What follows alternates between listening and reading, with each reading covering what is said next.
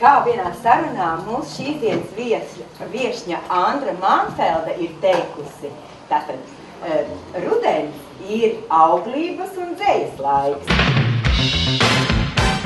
Septembris daudziem asociējas ar dzejas dienām. Arī dzejniecei un rakstniecei Andrai Manfeldei, kura septembrī svin savu dzimšanas dienu, un dzejas dienās šogad bija uz izķeršanu. Īpaši Liepājā, kur neviena bibliotekāre un ar literatūru saistītu pasākumu organizātori redzēta priekā berzējam rokas. Saka, Manfelde taču tagad kļuvusi par liepājnieci un dzīvo te pat Liepājā.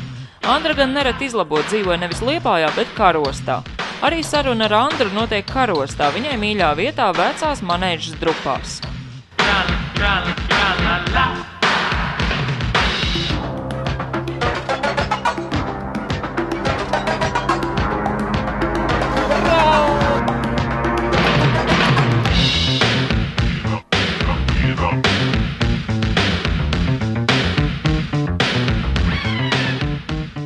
Es reizē dzīvoju gan uz laukiem, gan vēsturē, gan ļoti tuvu pilsētai.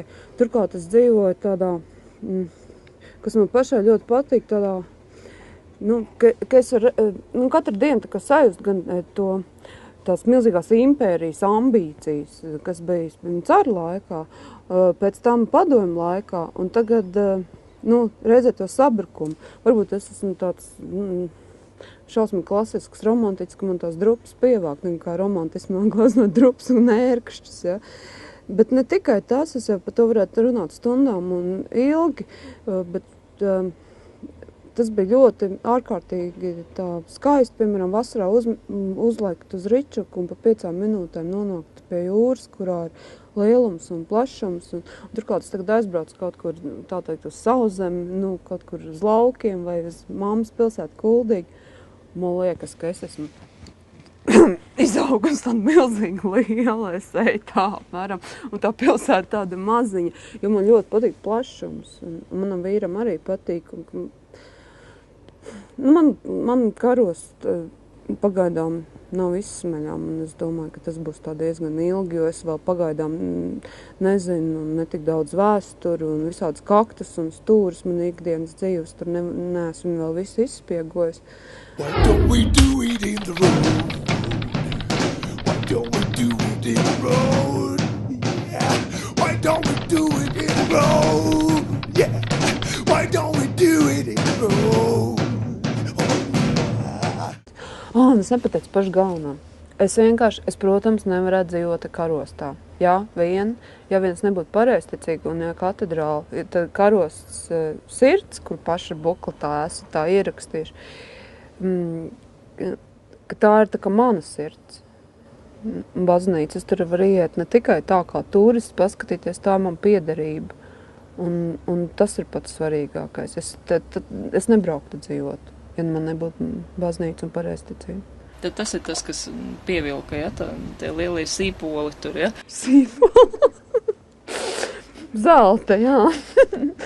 Pirmkārt, man bija pārsteigums, ka es nejauši nonācu 90. Es redzēju, kā izskatās baznīca un tās mājas daudzstāvens. Man vienkārši burtiski tiešām muta palika vaļā līdz ausīm. Es nebija kaut ko tādu vispār varēs iedomāties. Ja iepriekš nezinu, vienkārši tā kaut kur brauc un izkāp pārā pēkšņi Karostā. Tad pilnīgs seriāls.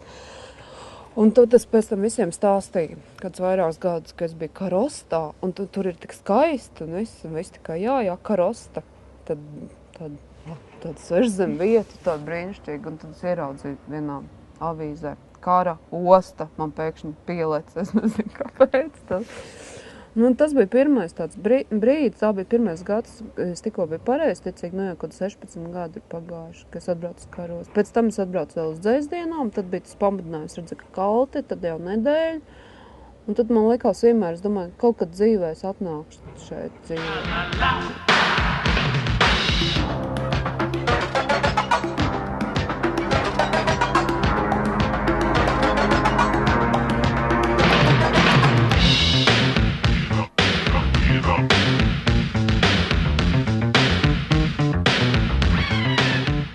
Pirmais dzējās Karostē, tas ir garš un tāds traks, tad otrais vēl trakāks.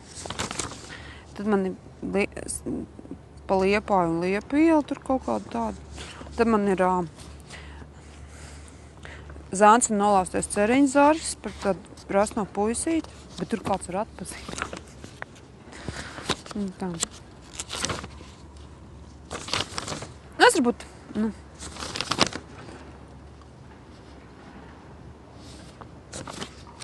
jums jau apnika gaidīt, jā? Tas klasiskais dzejnieks, kurš ir paķēris savu manuskriptu, lapas, iet uz visām pusēm. Neko nevar saprast. Nu, labi, es nolasīšu.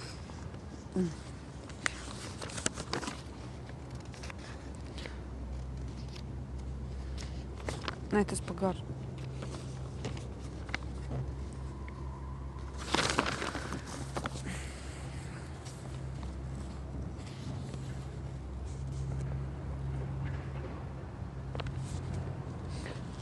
Tas, kurš sēž Liepājā Liepu ielā zem Liepas, ir pavisam reāls. Viņa platmalē piestiprināts plīša zilonis. Sintētiskais rozā snuķis ir tikpat draudīgs, kā vikinga bruņu cepurēs nāves kauli. Viņa bruņas ir polietilēna, ieroču stikla, bet karš ir īsts. Vismaz kritušos un ievainotos var uziet pār pārēm. Lūk, arī kailais uzvarētājs. Snauduļos požās smiltīs, kas vēl vakar bija kvarts, bet šodien zīts.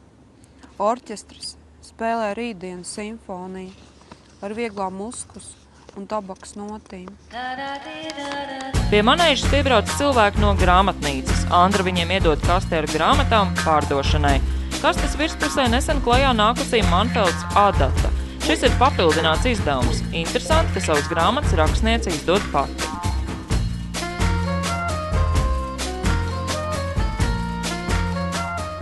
Tā ir vieglāk nekā, teiksim, būt kaut kāds izdevniecības sazotē? Es domāju, ka grūtāk. Bet ir tā, kā man vajag tad. Jā, jo man, piemēram, man ir konkrēts lietas, ko es gribu. Pirmkārt, es gribu, lai grāmata izskatās tā, kā es iedomājos.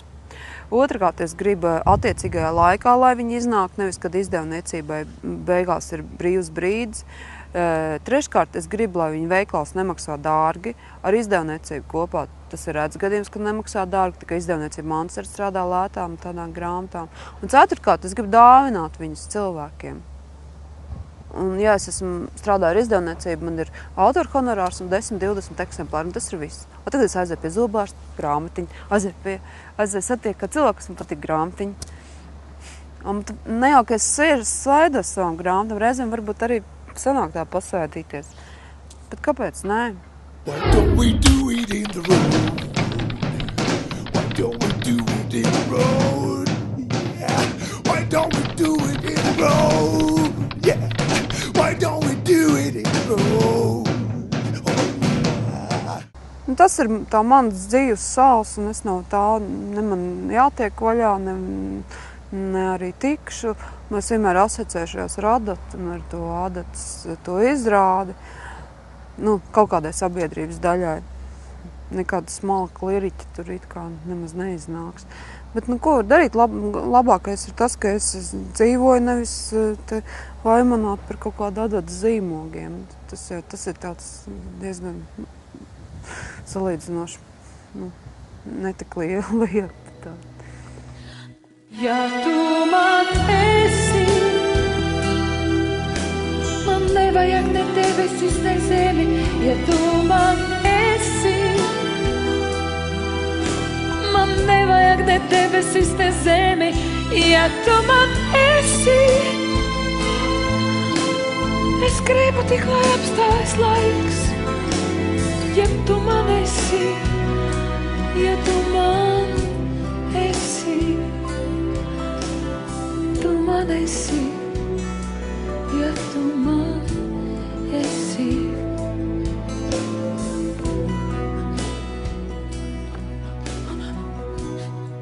Nav arī kāds, kurš skatās greizi, tāpēc nav bijusi tāda sajūta, ka tik atklāti ir stāstīt par to visu un nav pretī saņemts, tu tur. Laikam tad tāds tu tur, tad tas ir pārāk gļēvs, jo acīs man tā neviens nav neteicis. Es nezinu, ko cilvēki, protams, domā. Palasot komentārus, tad citreiz ir tā, tu runāt par kādu tēmu gribu, uzreiz sperās adatāri un vēl, bet komentāri vispār pēc savas būtības ir diezgan šausmīgi. Tā pēdējā laikā es tā paskatos, nemaz nav vērts ne lasīt, ne taisīt vaļā un skatīties.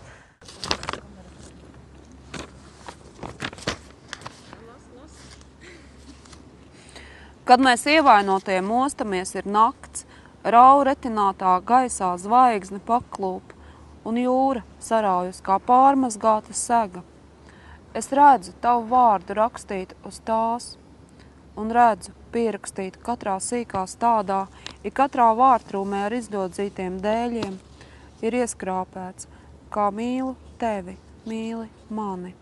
Man laikam gandarījums tāda, ka es izstāstu to, ko es redzu, to, kas man pašai liekas nozīmīgs, vai es sāku rakstīt tāds karostas pieraksts, kā es braucu uz jūru, un tad redzu vienu lietu, un tas ir tādi dziļākos slāņos. Man prieks to, kas atklājās, nevis tā, ka es paturu milzīgi kaut ko uzstājusi. Vai izdomājis, tā mums nemāk, vai kaut kādu dokumentālu pamatu visam. Why don't we do it in the road? Why don't we do it in the road?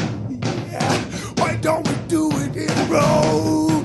Yeah. Es esmu parastais ierindas pilsonis, kurš ir bijis tik stulbs un paņēmis ātros kredītus. Es to visu zinu. Tā, ka līdz nelabumam man tas viss sēž. Mans vīrs strādā ārzemēs. Es varu pateikt, es esmu vienkārši tāds pats cilvēks kā viss. Vienīgi tas, ka es nestrādāju algo darbu, un es arī fiziski nevaru, man ir kaut kāds tomēr psihoemocionālās un tādas nebūtu traumas, bet kaut kāds, es varu, ja man būtu jāceļās katru dienu 7 jāiet no mājām, visu dienu jābūt cilvēkos, es tā nevarētu. Un tāpēc es kaut kā tā iemanos, un kad varu, es sev izlieku pilnībā, un kad nevaru, es bumbulēju tā pa māju. Es tieku projām no ģimenes, jo es nevaru ar ģimeni kopā rakstīt. Vai tā ir rakstnieku māja, es aizbraucu prom, vai viņa aizbrauc prom. Viņa jādzina ārā no mājas, jā? Jā, ar laika mazais paaugsies lielāks un tiks izremontēts. Man slavenā darbnīca, kurā pagaidām ir bļoda ar ūdeni, kas pilnā griestiem. Tad es mazam varēšu noorganizēties, pateikt, nevar tagad māmu traucēt, jā? Kā filmās, jā, tur mamma tur sēž pie rakstām. Pagaidām tas tā nav, viņi tiek prom, un tad es rakstu tā, pilnīgi līdz spēka izsīkumam. Tad ir tiešām rakstnieku darbs, kā tāds zemes racē darbs, kad sāk sāpēt sprandu, muguru un viss mās. Un man liekas, ka man laiks jātaup, man jātiek ātrāk pie bērna, es pat nebraucu peldēties, beigās es sapratu, ka man vispār viss ir šitā te. Un tad tu nonāc teritorijā, kurā mīlestība lido pa gaisu, bet mājas mirst. Tas jau tikai skārdens sīpols, ne zvans, kustina gaisu. Dievs pametis ēnu kokos, puķotā zālē, balē, mierinājumu raksti. Tikai tagad pamazām varbūt veidojas par rakstnieci, jo es vairāk esmu liriķis, un liriķis tas ir tāds Kārlis Skalbi un Oskars Vailds, jā, kurš var uzrakstīt dzēju un pasakas. Un tiešām arī katrā stāstā vai romānā, kā Rokpelns virtuālais fausts, it kā romāns, jā, bet viņš tomēr meklē dokumentālos pamats. Es nevaru tādu baigi garo sižetu uzrakstīt. Es tikai tagad, man liekas, ka tā varētu tādu īstu romānu. Es ceru, ka tas īstais romāns būs tas karosts romāns, bet man tur nāksies ritīgi pastrādāt.